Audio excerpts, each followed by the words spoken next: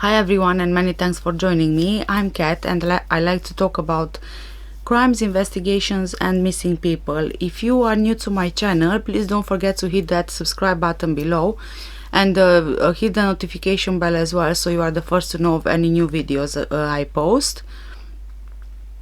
And don't forget to like and share. Thank you. Now, as new information came to light, today I want to talk to you about Madeleine Mccann's case, as I'm pretty sure you are quite familiar with the whole investigation and this case.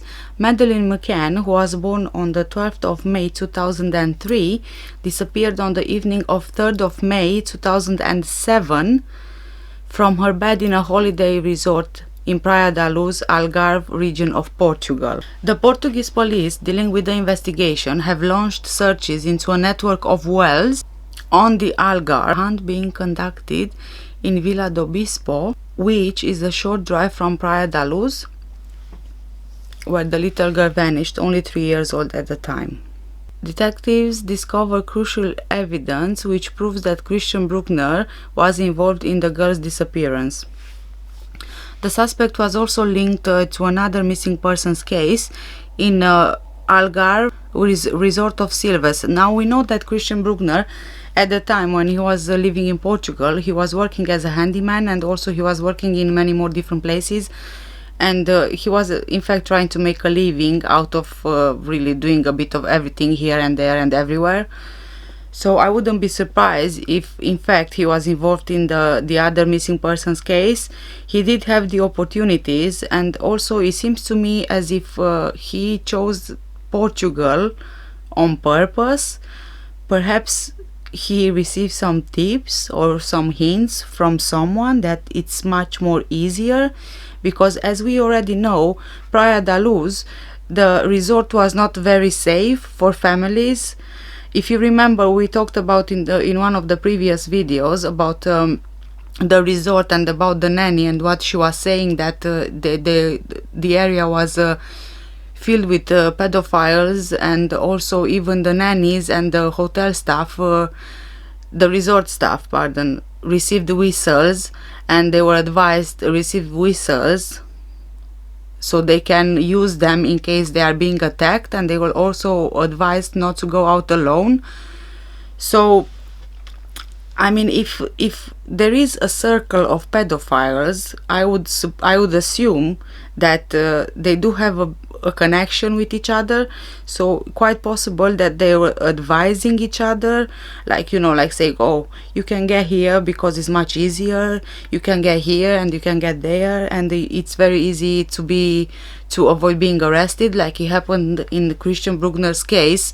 He was in fact in Portugal whilst he was trying to avoid the German authorities, because they were trying to charge him with something else.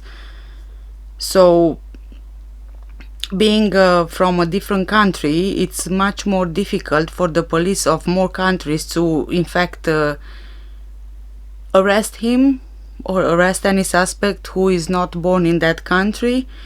There are so many different laws, and the police of different countries, they will need to communicate with themselves, and if they don't, then the suspect will just will vanish.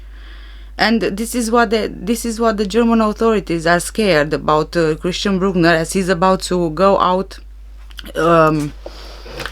of prison, where he's being arrested now and held for drug charges. So they are trying now in the last minute to do everything they can with Madeleine Mccann's case, so they can prove and so they can have facts that indeed Christian Bruckner was the one who abducted Madeleine. And if they won't be doing this, he might be released earlier from prison, and he will just leave the country and they won't be able to find him. And this is really sad, because if he truthfully did what he did with Maddie, then obviously he needs to pay for it. I'm not sure if you've heard, but last week it was revealed that Christian Bruckner, he was arrested on a suspicion of exposing himself to children in a playground. and this playground was a short drive from Praia da Luz in Portugal, and this happened in 2017, as I was saying, when he was running from the German authorities. Now let's get back to the Wells search. As it stands right now, firefighters and investigators have searched 3 old unused wells in their attempt to find the body of Madeleine. So my question is, so this happened, this Maddie disappeared in 2007, and it took them only 13 years to start and search the near area. I mean, why is it 13 years? What have they been doing for 13 years?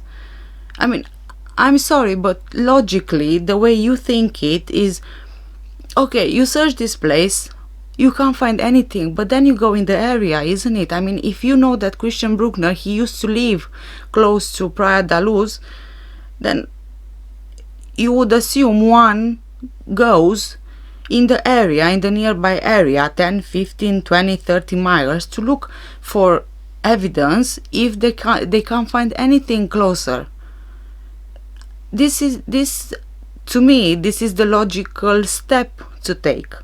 And this really makes me wonder, why did it take so long for them to actually perform this kind of search?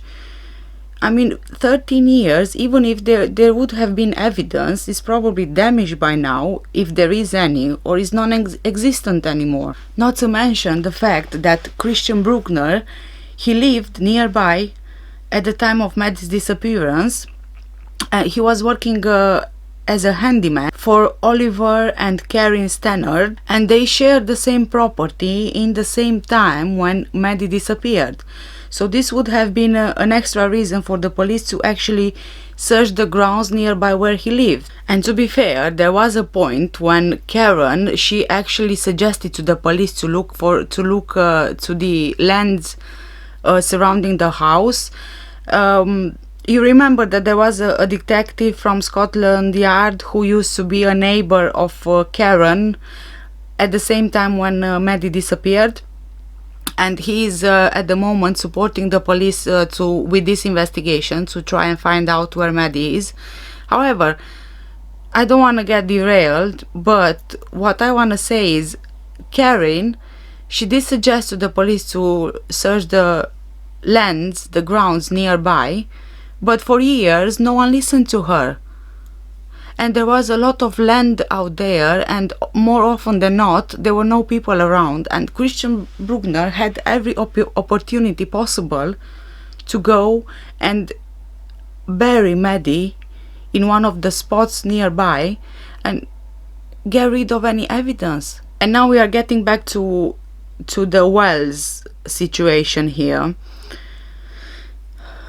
We know that more than a dozen investigators with specialist climbing gear, including ropes and harnesses, have been involved in the operation, which was led in a remote corner of the Algarve coast. These wells seem to be very close to each other, beside the narrow road which leads to Boca do Rio beach, near the town of Budens, which is half an hour drive from Praia da Luz. The beach, which is 1 kilometer away from the wells, it is believed to be very well known by Christian Bruckner. And if I remember well, I read previously an article in a newspaper saying that, please correct me if I'm wrong, but his van was spotted at the beach, and I think that this comes from the Portuguese police.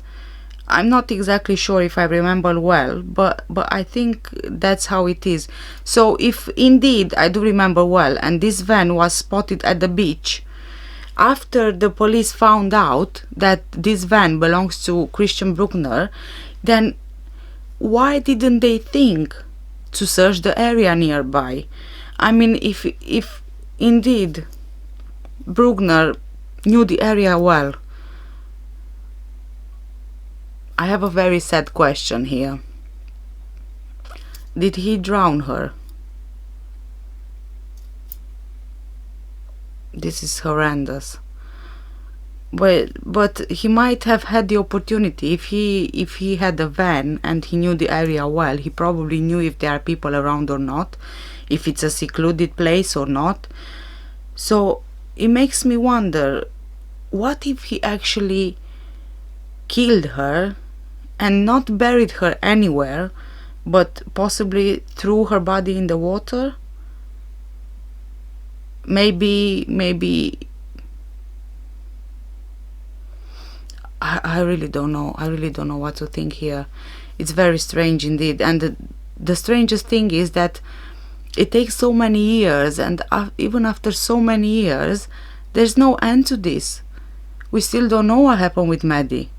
We also know that a covered well, which was near a home that Bruckner rented, was also searched with no results. Police and firefighters' vehicles were spotted just behind the biggest of the wells, which has the remains of an iron pumping machine on top of it. Firefighters had ropes and other equipment, and the vegetation around the wells has been cleared out, obviously to help with their searches. The investigators, they have spent more than one day searching these areas. Now, Augusto Martins, I'm not sure if you've heard of him, but he did buy the lands around 3 years ago, and he said that before now the police never did any searches in that area. And now the reason why I'm emphasizing on this particular well is not only because it's the biggest, but also a search was coordinated into the underground reservoir on Thursday morning, and there were experts and expert divers who spent hours searching for remains or at least some kind of proof. And now we can go back a bit to the German and the British police, and as it seems they have received more than 2,000 bits of information since they have launched the appeal around 5 weeks ago. I think you have seen the appeal in the news, in the newspapers, on online articles, but it was circulated everywhere. Now I believe, especially considering that the search of a well is quite complicated, considering the fact that there is a network of them, I do believe that if the police wouldn't have credible information, they wouldn't start doing the search. So something must be somewhere. We just need to have a bit of patience and wait. Maybe, fingers crossed, we will get lucky and we will get to the bottom of this. As it stands right now, unfortunately, there was no evidence of Madeleine's body or remains or any proof of her disappearance. There was nothing found in the search in the wells. Kate and Jerry, Madeleine's parents, they are anxiously waiting to hear any news from the investigators. However, they don't believe at all that Maddie is dead until there will actually be a proof, like finding her remains or her body. We are at the end of this episode. However, please hear me out on this. I need to say it before I go.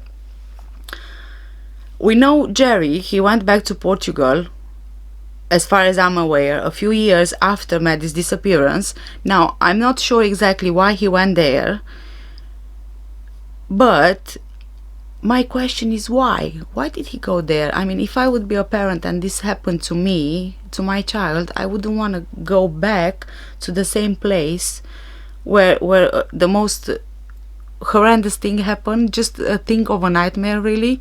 So why did he go back? Why did he go back? I mean, I remember reading somewhere that there was some kind of proof, like flight tickets on his name and possibly his wife as well, Kate. So if they did go there, why did they go? Why did they go there? It begs the question, did Kate and Jerry do something to Maddie and they went back there to get rid of any evidence they might have left behind, or to make sure that there is no evidence to be found against them? I mean, I'm not trying to side with anyone here, but this is just a theory, really. This is my theory. but it seems a bit awkward. I mean, I know they used to go back and forth, here and there, as part of the continuous investigation. But something is not sitting right with me. And the last thing is, why is the police only now searching lands and wells? I've mentioned this a bit earlier, but why only now? Why after 13 years? It's very strange. After 13 years, so you wait 13 years before you actually search the surrounding area.